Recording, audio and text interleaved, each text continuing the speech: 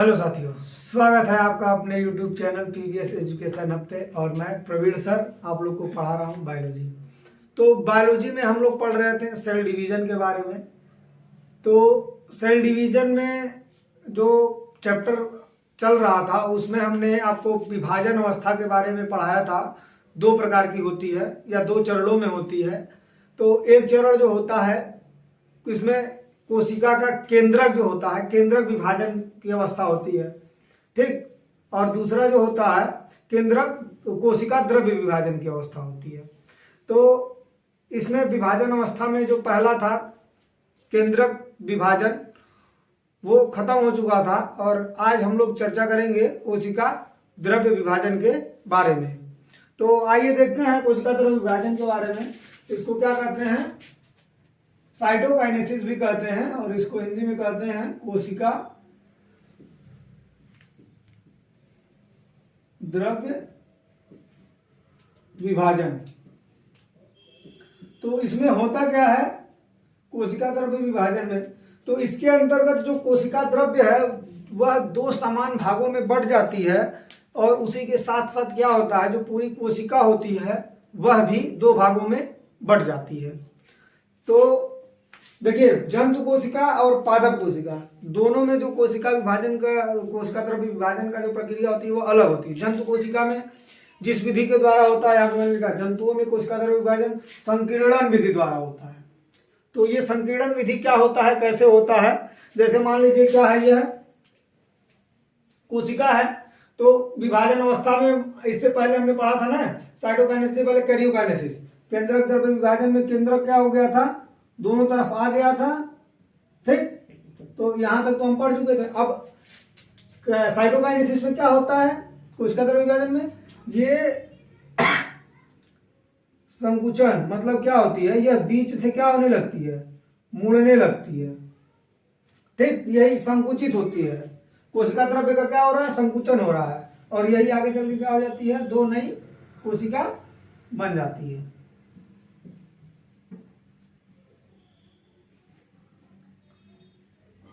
समझ रहे हैं? तो कैसे कोशिका से, एक कोशिका से दो कोशिका का, तो यही क्या कहलाता है, संकीर्णन। यही क्या कहलाता है, ये कोशिका द्रव्य का या कोशिका कला का अंदर की तरफ मुड़ना ही क्या कहलाता है, संकीर्णन। तो ये होता है किसमें, जंतु में, जंतु कोशिका में। जंतु कोशिका में जो कोशिका विभाजन होता है वह इस प्रक्रिया के द्वारा होता है या संकीर्णन विधि के द्वारा होता है।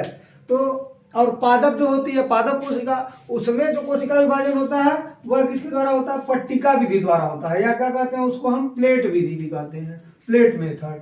तो उसको कैसे होता है, उसको भी हम लोग फिगर के माध्यम से समझते हैं एक बार। जैसे मान लीजिए कोई प्लांट सेल है, ठीक, ये मान लीजिए। तो इसमें भी केंद्र विभाजन तो सेम प्रोसेस से होगा। कोशिका पता होगा, पादप कोशिका में कोशिका भित्ति भी पाई जाती है, तो ऐसे दो बना लेंगे हम, ठीक। तो अब इसमें क्या होगा, कोशिका द्रव्य पादप कोशिका में देखिए यह है, दोनों केंद्रक हैं, ठीक है। तो अब इसके बीच में एक पट्टी का निर्माण होने लगता है, ठीक है। तो यही पट्टी आगे चलकर क्या हो जाती है, लंबी और चौड़ी होकर इसको दो भागों में डिवाइड कर देती है और इसी तरह से क्या हो जाती है, दो कोशिका बन जाती है। और एक बात हमेशा ध्यान रखिएगा, जब भी कोशिका विभाजन की जो प्रक्रिया होती है वह जब कोशिका विभाजित होती है दो बराबर भागों में विभाजित होती है। तो ये तो मान लीजिए फिगर के माध्यम से आप लोग समझ गए। तो इसको हम लोग कैसे जानते हैं, सबसे पहले कोशिका के मिडिल में चारों तरफ संकीर्णन होता है, जो पहली जंतु कोशिका में होती है, अर्थात खांचा बनता है जो सेल के चारों तरफ दबाव उत्पन्न करता है, ठीक। और उसी खांचे से क्या होती है, पूरी कोशिका दो भागों में डिवाइड हो जाती है। और पादप कोशिका में कैसे होता है, पादप कोशिका में बीच में पदार्थों एवं सेल्यूलोज की बनी, ये किसकी बनी होती है, सेल्यूलोज।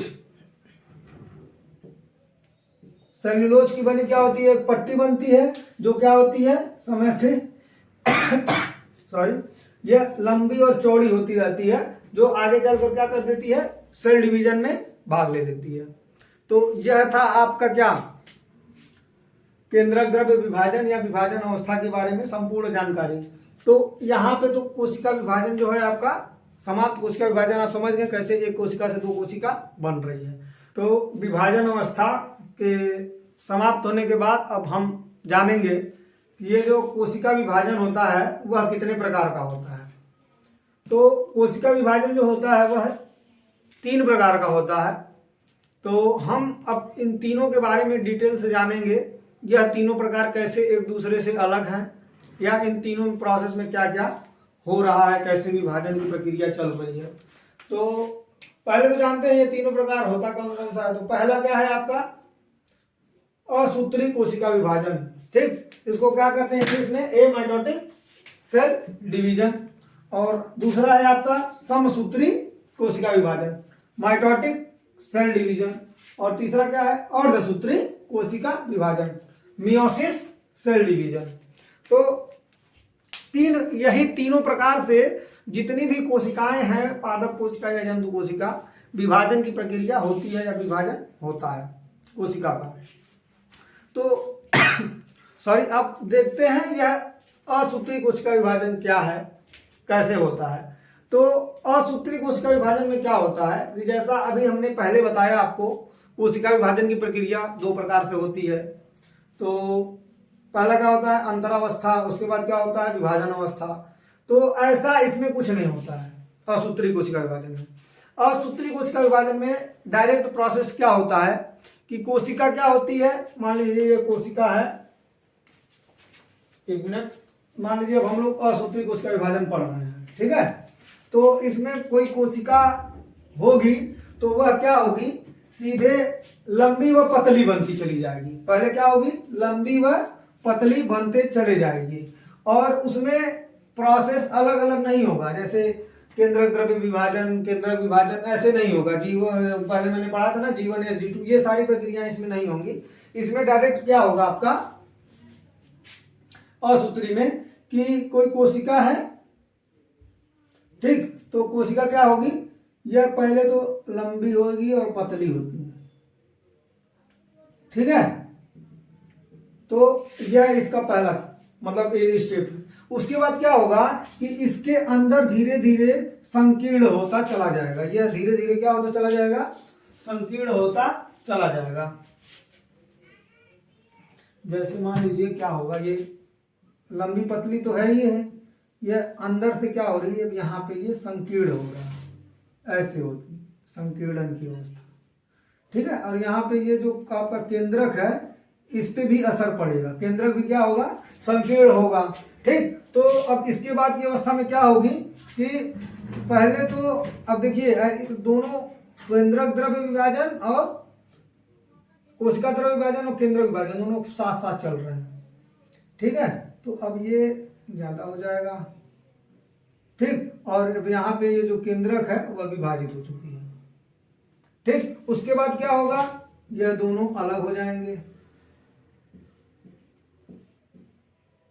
ठीक है। और फिर लास्ट में क्या हो जाएगा, 2 अलग कोशिकाओं का निर्माण हो जाएगा। तो यह क्या होता है असूत्री कोशिका विभाजन। इसमें जो प्रोसेस हो रहा है आपको दिखाई दे रहा है, डायरेक्ट प्रोसेस है। ये क्या है, जैसे इसमें क्या हो रहा है देखिए, वह कोशिका विभाजन जिसमें केंद्रक विभाजन या कैरियोकाइनेसिस बिना किसी अवस्थाओं के होता है, अर्थात कोशिका के अंदर स्थित जो केंद्रक होता है वह सीधे क्या होता है, विभाजित होता है, सीधे न्यूक्लियस में बढ़ जाता है। तो इसको क्या कहते हैं, असूत्री कोशिका विभाजन कहते हैं। तो ये उसकी क्या है, चरण है। सबसे पहले कोशिका एवं केंद्रक लंबाई में वृद्धि कर रही है, उसके बाद पूरे कोशिका एवं केंद्रक के बीच में संकीर्णन उत्पन्न हो रहा है, ठीक है, अर्थात खांच उत्पन्न हो रहा है। यह खांच अंदर की ओर गहरा होता चला जा रहा है, ठीक। यही खांच, यह खांच क्या हो रहा है, अंदर गहरा होता चला जा रहा है और अंत में कोशिका क्या हो जा रही है, विभाजित हो जा रही है। तो यह क्या है, असूत्री कोशिका विभाजन, ठीक है। एक खत्म, समझ में आ गया आपको असूत्री कोशिका विभाजन। अब इसके बाद हम लोग पढ़ेंगे समसूत्री कोशिका विभाजन। असूत्री विभाजन के बाद अब हम लोग समझेंगे समसूत्री कोशिका विभाजन के बारे में। तो जैसा कि आप लोग इससे पहले जो कोशिका विभाजन पढ़े हैं वह भी इसी से एकदम सिमिलर है। जैसे मतलब आप लोग पढ़े हैं ना कि समसूत्री कोशिका विभाजन के बारे में अगर हम पढ़ाने जा रहे हैं तो इससे पहले आप लोग पढ़े होंगे कोशिका विभाजन। तो कोशिका विभाजन कितने प्रकार का, कितने चरणों में होता है? 2 चरणों में। कौन कौन सा है? अंतरावस्था और विभाजन अवस्था। अंतरावस्था और विभाजन अवस्था। ठीक, तो अंतरावस्था को इंग्लिश में क्या कहते हैं? इंटरफेज। और इसको क्या कहते हैं? Division phase. इंटरफेज और डिवीजन फेज, सॉरी, इंटरफेज और डिवीजन फेज। तो जैसा कि मैंने बताया था आप लोग को, ये जो इंटरफेज होता है, अंतरावस्था होती है, ये 3 चरणों में होती है,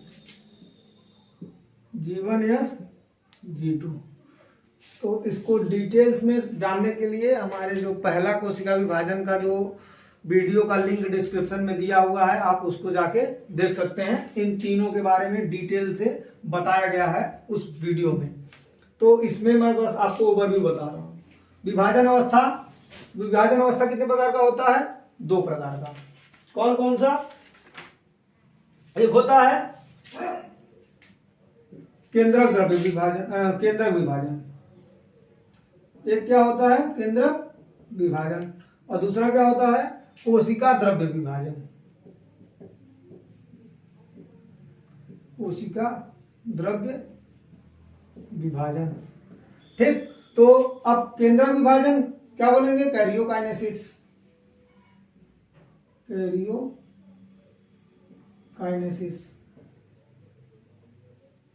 इसको क्या बोलेंगे? साइटोकाइनेसिस। अब कैरियोकाइनेसिस जो होता है वह 4 प्रकार का होता है, या 4 चरणों में होता है। कौन कौन सा?